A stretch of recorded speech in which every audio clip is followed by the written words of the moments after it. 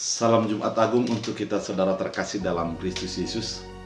Hari ini kita akan mencoba untuk merenungkan firman Tuhan pada Jumat Agung ini, sehingga kita semakin mengenal atas pengorbanan Yesus Kristus dalam kehidupan kita.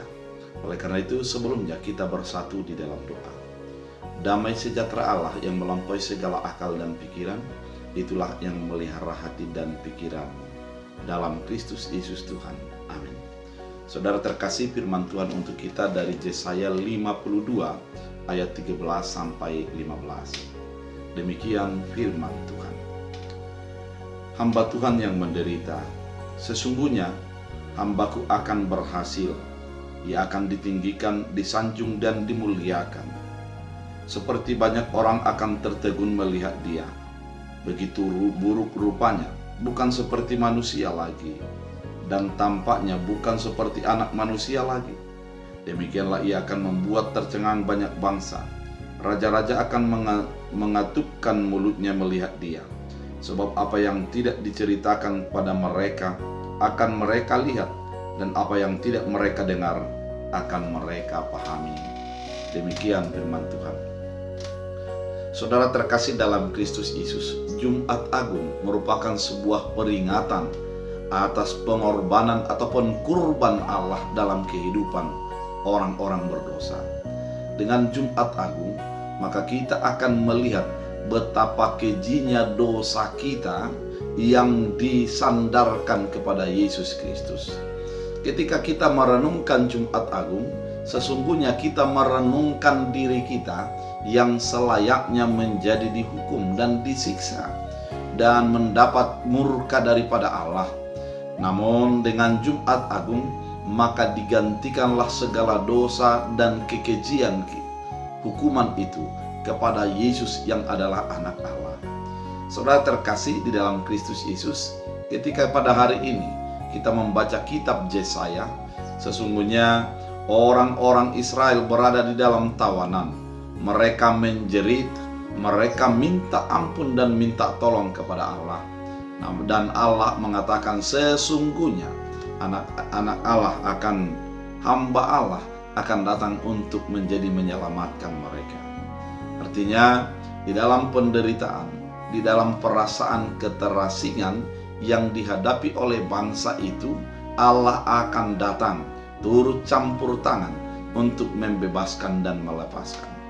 Saudara terkasih di dalam Kristus Yesus, keberdosaan ternyata menjadikan kita menjadi jauh dari Allah yang dulunya berkomunikasi langsung, menjadikan komunikasi kita terhalang oleh dosa itu sendiri. Ketika kita menjadi jauh dari Allah, maka kita akan memiliki penderitaan-penderitaan. Kita diambang siksaan dan maut untuk selama-lamanya, karena memang dosa sudah melilit kita. Pergumulan sudah menjadi bahagian daripada kehidupan kita. Dan ketika Tuhan menjauh daripada kita dan kita jauh dari Allah, maka pada saat itulah kita tidak mengetahui terhadap siapa sandaran hidup kita. Firman ini mengatakan tentang hamba yang menderita. Kalau dikatakan hamba, yang pasti adalah yang menuruti kata tuannya, yang sesuai dengan melakukan pekerjaannya sesuai dengan kehendak tuannya. Demikianlah Allah yang menderita itu, hamba yang menderita itu. Yesus Kristus yang adalah anak Allah, dia harus menderita di dunia ini. Dia harus menghadapi kesengsaraan. Oleh karena memang kesengsaraan yang seharusnya dipikul oleh Yesus, kita tidak akan sanggup untuk memikulnya. Kita akan menjadi di dalam penderitaan yang berat ketika menghadapinya. Namun hamba Allah yang adalah Yesus Kristus datang untuk membebaskan, datang untuk memberikan kebebasan bagi kehidupan kita. Dengan kepatuhan, dengan ketundukan Yesus Kristus, maka dia menjadi menderita di bawah daripada hukuman daripada orang-orang yang tidak mengenal Allah. Saudara terkasih di dalam Kristus Yesus, ternyata penderitaan itu diceritakan di sini adalah suatu penderitaan yang sangat berat. Dikatakan begitu buruk rupanya, bukan seperti manusia lagi. Kalau dikatakan bukan seperti manusia lagi, kata lagi ini berarti sebelumnya dia adalah seperti manusia. Buruk rupanya ini berarti sebelumnya dia tidak buruk rupa. Namun oleh karena hukuman itu, karena siksaan itu, dia menjadi buruk rupa dan tidak seperti manusia lagi. Kalau kita mengenang penderitaan Yesus di kayu salib, sungguh sangat besar yang sudah dilakukannya. Yesus datang dan memberikan pengorbanan. Wajahnya tercabik-cabik, tubuhnya menjadi penuh dengan lumuran darah, dan kepalanya dikenakan mahkota duri. Siapakah manusia yang menjadi demikian? Tidak seperti manusia lagi, karena memang hukuman, hantaman, ludahan, dan cacian yang dikenakan kepadanya seolah-olah dia bukan manusia lagi. Saudara terkasih, penderitaan yang dialami Yesus itu sesungguhnya itulah yang harus kita alami sebagai orang percaya, sebagai orang berdosa dalam kehidupan kita. Kita selayaknya adalah menjadi buruk rupa. Kita seharusnya layak tidak menjadi manusia lagi, karena memang keberdosaan sudah menjadi bahagian hidup kita. Dan dalam ayat 15, demikian akan ia membuat tercengang banyak bangsa, raja-raja akan menutupkan mulutnya melihat dia. Ternyata keadaannya yang demikian bukan menjadi akhir daripada hidupnya. Keadaan yang buruk rupa ini yang sesungguhnya adalah menjadi sebuah malapetaka bagi kehidupannya. Namun pada saat itu, keadaan Yesus yang menjadi menyelesaikan segala dosa, keadaan Yesus yang menyelesaikan segala maut itu menjadi mengetupkan mulut para penguasa. Artinya mereka sudah habis akal untuk menjadikan Allah atau menjadikan Yesus menjadi di bawah daripada segala sesuatu.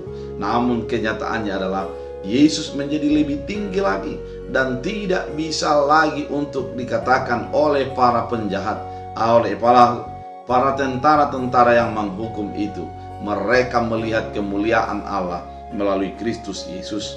Karena memang sebab apa yang tidak diceritakan kepada mereka akan mereka lihat, dan apa yang tidak mereka dengar akan mereka pahami. Sebelumnya mereka tidak mengetahui, para serdadu tidak mengetahui cerita tentang Yesus Kristus. Namun ketika Yesus disalib, mereka melihat tanda-tanda alam, mereka melihat tanda-tanda yang ada di dalam diri Yesus. Mereka mendengarkan jeritan dan apa yang diungkapkan oleh Yesus, sehingga mereka mengetahui dengan jelas, ya, dia sebenarnya sungguh anak Allah. Mari kita ingat ke perkataan ini yang dikatakan oleh para serdadu itu. Dia sungguh benar anak Allah. Kemudian dalam firman Tuhan dikatakan juga, dan mereka akan melihat, dan apa yang tidak mereka dengar akan mereka pahami.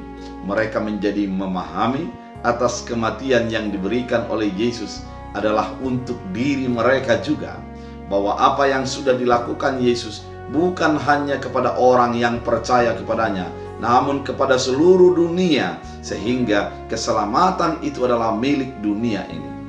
Saudara terkasih di dalam Kristus Yesus, penderitaan hamba Allah, penderitaan Yesus Kristus adalah membuat sesuatunya menjadi diperdamaikan, membuat segala sesuatunya menjadi ditinggikan. Dan dikatakan pada ayat 18, ayat 13, ia akan ditinggikan, disanjung dan dimuliakan. Ternyata hamba yang menderita itu adalah menjadi ditinggikan, hamba yang menderita itu menjadi disanjung, dan hamba yang menderita itu menjadi dimuliakan. Kalimat ketiga hal ini menjadi bahagian yang sangat penting bagi kehidupan kita. Allah adalah yang menderita untuk kita, sehingga kita menjadi ditinggikan di dalam kehidupan kita, dari lumpur dosa kepada lumpur keselamatan, dari keberadaan jauh daripada Allah menjadi orang yang dekat dengan Allah. Penderitaan tidak menjadi bahagian hidup kita, namun penderitaan menjadi sesuatu yang dibuang di dalam kayu salib dan diperdamaikan, sehingga kuasa maut, kuasa dosa sudah dipatahkan dan dimenangkan di dalam Kristus Yesus. Dia menjadi disanjung, Allah menyanjung kita begitu tinggi dari keberadaan yang serba di dalam keterbatasan menjadi disanjung Allah. Di dalam sebuah lagu dikatakan, "You raise me up to more than I can be." Tuhan menjadikan kita melebihi daripada apa yang kita mampu. Tuhan mengangkat orang-orang percaya melebihi daripada kapasitas dirinya, karena Tuhan ada campur tangan untuk memberikan yang terbaik, untuk memberikan berkat dan kehidupannya penuh dengan kemenangan-kemenangan. Dikatakan juga, dan dimuliakan kemuliaan Allah. Allah adalah Allah yang mulia, di mana tidak ada kemuliaan lain melebihi daripada kemuliaan Allah.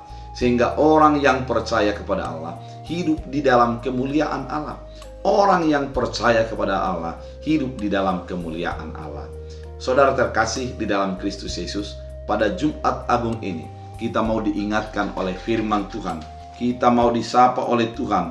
Hamba yang menderita adalah Yesus Kristus. Yang menderita itu, yang menurunkan dirinya agar kita orang-orang berdosa bisa beroleh keselamatan. Hamba yang menderita itu adalah Yesus Kristus, yang menderita oleh karena keberdosaan kita, oleh karena keberadaan kita yang menjauh daripada keinginan Allah, sehingga selayaknya kita menjadi korban daripada penyiksaan oleh karena keberdosaan itu, namun kita menjadi diselamatkan. Hamba yang menderita itu menjadi keselamatan, dan hamba yang menderita itu menjadikan sebuah prinsip yang baru dalam kehidupan kita, di mana kita ditinggikan, kita disanjung oleh Allah, dan kita dimuliakan oleh Allah. Oleh karena itu, di dalam Jumat Agung ini, kita mau disapa oleh firman Tuhan. Kita mau diteguhkan oleh firman Tuhan. Tetaplah di dalam kepercayaan imanmu. Biarlah hamba yang menderita itu menjadi bahagian daripada hidupmu, di mana penderitaan tidak akan menjadi mengalahkan kita, di mana Yesus sudah masuk dalam penderitaan itu, dan dia menjadi ditinggikan, dimuliakan, dan disanjung oleh karena kebaikan dan anugerah kasih setianya. Oleh karena itu, saudara terkasih di dalam Kristus Yesus, dalam Jumat Agung ini kita mau diajak di dalam penderitaan Kristus. Dalam Jumat Agung ini kita mau dikuatkan di dalam penderitaan Kristus Yesus. Segalanya sudah diselesaikan, segalanya sudah diperdamaikan. Mari hidup di dalam anugerah dan kasih setia Allah yang menyelamatkan itu. Kita berdoa. Terima kasih Tuhan atas firman yang Kau nyatakan, mengingatkan kami dan menegur kami agar hidup di dalam kasih setia Allah. Penderitaan yang diberikan oleh Allah adalah menjadi keselamatan bagi kami. Biarlah firman ini menjadi bagian hidup kami. Biarlah setiap orang yang datang kepada Tuhan menjadi beroleh keselamatan. Di dalam Kristus Yesus Tuhan kami berdoa dan mengucap syukur. Amin. Tuhan Yesus memberkati.